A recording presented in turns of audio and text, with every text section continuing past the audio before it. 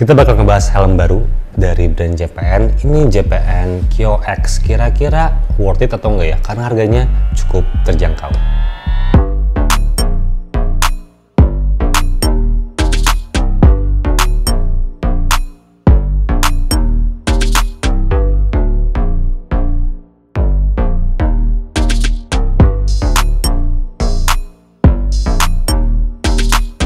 Assalamualaikum, halo semuanya, selamat datang kembali di channel Acuan Hobi bareng gue Rezardi. Ya, kita bakal ngebahas helm terbaru dari JPN, JPN Kyo X Open Face terbarunya. Dan kita bakal ngebahas soal desainnya, fitmentnya, interiornya seperti apa. Dan sebelum kita ngebahas lebih detail, kita lepas dulu seperti biasa attachment di helm-helm baru. Oke. Dan agak kotor. Oke, kita ngebahas langsung ke desainnya dulu. Dari helm yang harganya ini cukup terjangkau, cuman 300 ribuan aja untuk helm ini. Jadi secara desain sebenarnya ini looksnya, karakternya itu dia sporty, agresif atau kayak lebih ke sporty aja sih, nggak sampai agresif banget. Jadi untuk desain depannya dia ada dua intake ventilasi. Di sini ada top air ventilation. Di sini yang desainnya udah gimana ya? Udah cukup umum kita ngelihat desain helm open face dengan ventilasi seperti ini gitu. Sebenarnya yang identikalnya dia datangnya dari Aero Valor, cuman banyak diadaptasi di berbagai macam open face sekarang yang brand lokal, salah satunya di JPN Kyo ini gitu. Dia mekanismenya di sliding untuk ventilasinya. Oke. Lalu untuk di bagian belakang ada outlet ventilation dan juga ada desain spoiler di sini. Desain spoilernya pun gue yakin kalian sudah sangat lumrah atau sangat sering lihat desain seperti ini. Jadi spoilernya ini mirip dengan yang ada di belakang sana. Itu salah satu pionirnya, kalau bisa gue bilang, untuk desain helm seperti ini. Dan belakangnya pun juga mirip dengan hal tersebut. Jadi ada lekukan belakangnya di sini gitu ya. Dan ini spoiler seperti itu. Dan bagian atasnya dia ada lebih dinamis untuk bagian atas spoilernya gitu, bagian awalnya. Oke, dan ada ram kawat. Cuman kalau merhatiin lebih detail, yang gue sayangkan sebenarnya ini bagus finishingnya smoke. Cuman untuk menempel si kawat-kawatnya dia bisa kita ngelihat di sini gitu ya.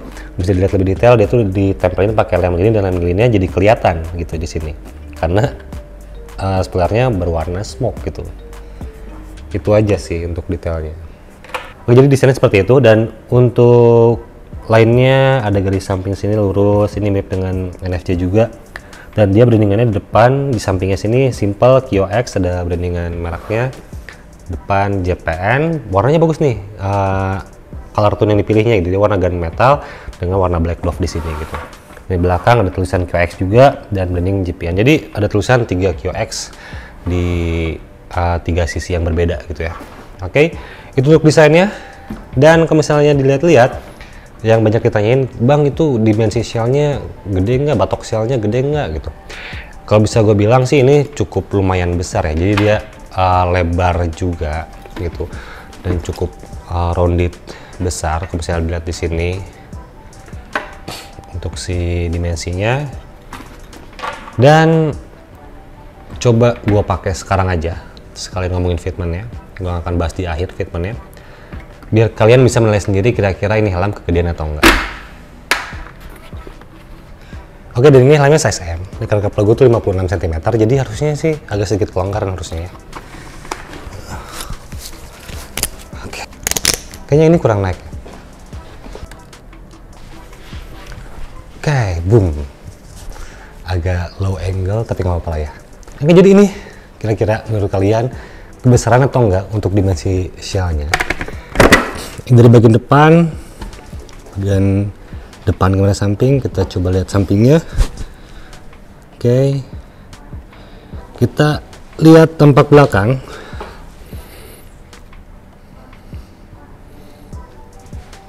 Dari sebelah sini,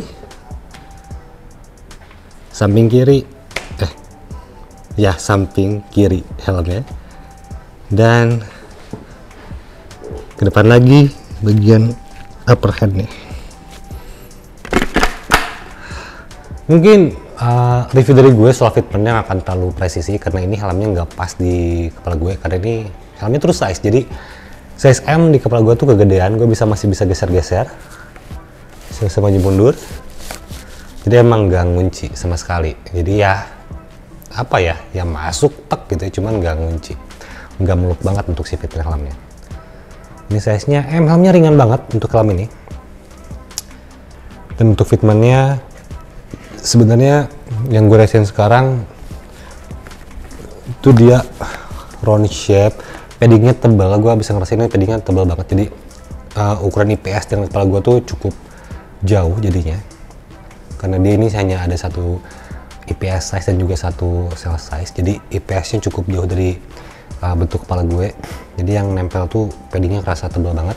Untuk padding crown pad seharusnya nggak ada masalah sih, tapi ya itu yang ada masalah, nggak ada pressure point, nggak ada yang ngeganjal buat gue. Dan paddingnya ini cukup tebal juga, jadi nah ini bakal fit dengan lingkar kepala kalian sesuai dengan ukuran internasional. Kalau misalnya kalian punya lingkar kepala 57 cm sampai 58 cm, ini pakai size M seharusnya muat gitu, seharusnya muat banget.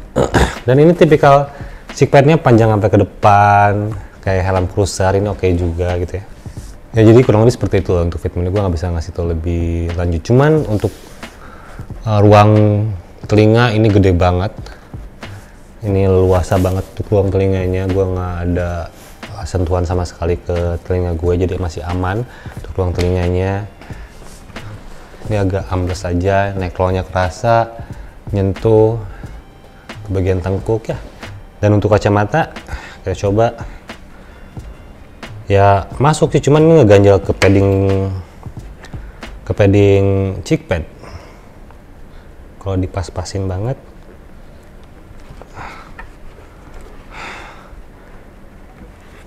bisa masuk, cuman nggak terlalu ramah sih kayaknya kalau misalnya pakai yang frame-nya agak tebal, karena gue ini pakai frame yang tipis ya, jadinya nggak akan terlalu fit banget. Karena emang kalau nggak salah dia nggak ada ya out, pada ada wearable glasses, cuman paddingnya tebal banget di bagian sebelah sini, jadi buat masukin frame agak sulit. Harusnya lebih tipis biasanya kalau ada wearable glasses.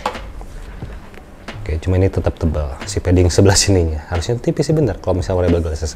Jadi seperti itu fitment ya. Sebenarnya nggak ada kendala banget buat helm seharga 300 ribuan dengan desain seperti ini. Jadi selling pointnya di bagian padding cheek pad, dia lebih maju ke depan, ruang telinga aman. Cuman ya itu fitmentnya ya dibilang ngunci banget, firm banget, muluk banget, enggak gitu, biasa aja ini untuk paddingnya, untuk fitmentnya. Cuman ya cukup lah untuk harga 300 ribuan gitu, dengan desain yang emang kalian membutuhkan, desain helm yang sporty gitu, seperti ini. Ini visornya, ada visor lock, cuman nggak terlalu ngunci, dia tetap bisa buka di bagian tengahnya gitu, visor locknya tuh. Oke, cuman ini agak ada effort dikit buat ngelepasnya kalau misalnya kita ngunci ke visor locknya, itu aja sih. Oke, udah kita lepas lagi. Oke, jadi fitmentnya seperti itu. Kalau misalnya diperhatiin, tadi yang gue rasain tuh soal padding cheek padnya yang emang kerasa tebal, dan emang kalau ngeliat dari depan sebelah sini, ini kelihatan tebal banget ya. Ini ada wearable glasses, tagnya cuma di sebelah sininya dia nggak tipis. Biasanya dia lebih tipis kalau misalnya ada wearable glasses. Jadi tadi agak susah juga masuknya. Paddingnya tebal banget, tapi empuk. Ya, empuknya nggak kurang. Ada padding tuh harusnya sedikit lebih bertekstur padat gitu, cuman ini nggak, dia empuk banget. Ya, nyaman sih jadi ya. Biasanya kayak bantal. Bagian sebelah sini pun tebal banget, dan ya lumayan tebal sih untuk paddingnya untuk size M di sini gitu. Ya, dan tadi ada visor lock. Jadi visor lock ini memang sebenarnya cuman konvensional aja. Dia tinggal dicantolin doang masuk. Sini ada dua, di kiri kanannya ada visor lock. Ada yang menonjol di bagian visor di sini. Belakang kunci ke area bawahnya. Nah, ini udah kunci nih. Jadi emang kalau misalnya kita ngelepas dari tangan sebenarnya tetap bisa. Cuma tetap sedikit butuh effort gitu. Emang baiknya dia tetap sedikit diangkat di bagian kiri kanannya. Kalau diangkat kiri kanannya dia lebih gampang gitu. Ada stepping juga nih. Ada stepping, beberapa stepping. Oke, jadi itu untuk desain interiornya, desain eksteriornya. Dan untuk shell materialnya dia termoplastik. Bobotnya yang tertulis di sini sekitar tidak ada. Dan gua nggak ada timbangan, mohon maaf. Yang pasti ini helmnya ringan banget untuk helm JPN Kyo X ini gitu, ringan banget.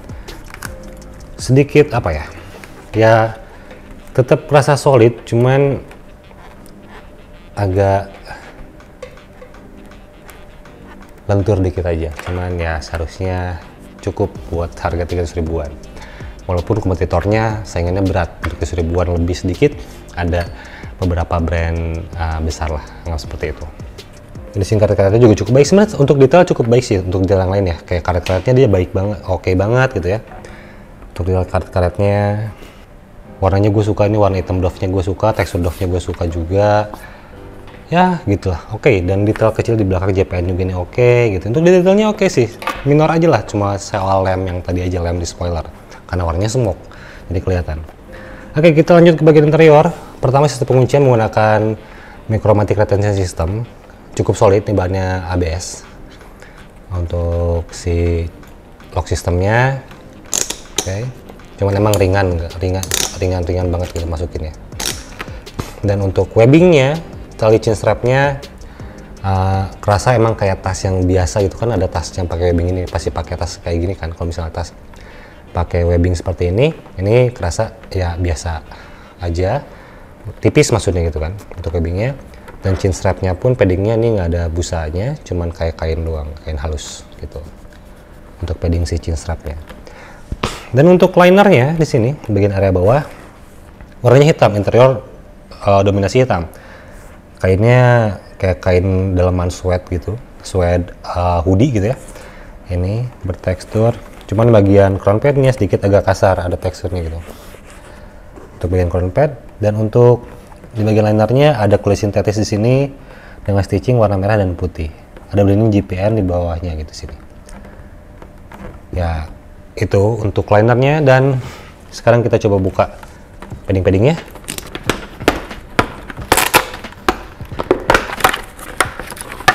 Agak susah ngelepas bagian front padnya, bagian kiri kanan sebelah sini. Sebenarnya untuk depannya sini mekanismenya biasa di slot gitu doang, gitu ditempelin doang, masukin doang.